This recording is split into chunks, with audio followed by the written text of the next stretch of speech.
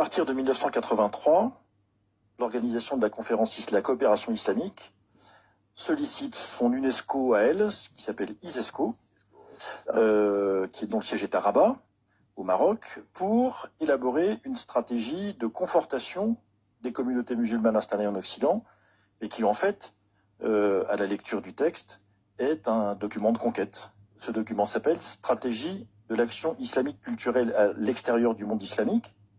C'est un document officiel. C'est pour les musulmans installés en Occident. Voilà, en Occident. Voilà. Donc, les États musulmans du monde, les 57 États musulmans, adoptent un document qui est un document visant, dans un premier temps, à conforter les communautés islamiques occidentales, et dans un deuxième temps, instaurer un communautarisme de manière définitive en Europe, puisque l'Occident, c'est en fait plutôt l'Europe, et troisièmement, une logique de séparation et de domination par la charia. Dans ce document, qui est une stratégie, un plan d'action très concret, il y a deux expressions qui m'ont frappé. La première, c'est la volonté d'installer, je cite, une civilisation de substitution, fermez les guillemets.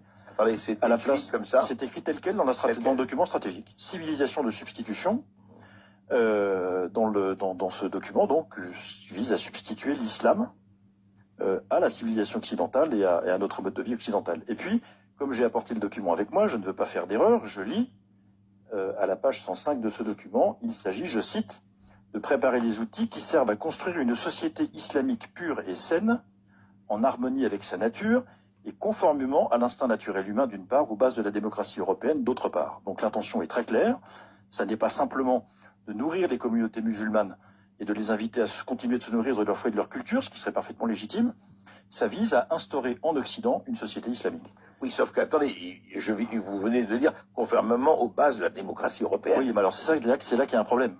Parce que les bases de la démocratie européenne, c'est la liberté religieuse, c'est l'égalité entre les hommes et les femmes, c'est la liberté de conscience, c'est la liberté d'expression, c'est le droit de choisir son mode de vie comme on veut, si on aime l'alcool, boire de l'alcool, si on aime le porc, manger du porc, et ainsi de suite. Il y a des tas de choses qui sont des interdits religieux ou des principes légaux de l'islam qui sont incompatibles, purement et simplement avec notre civilisation.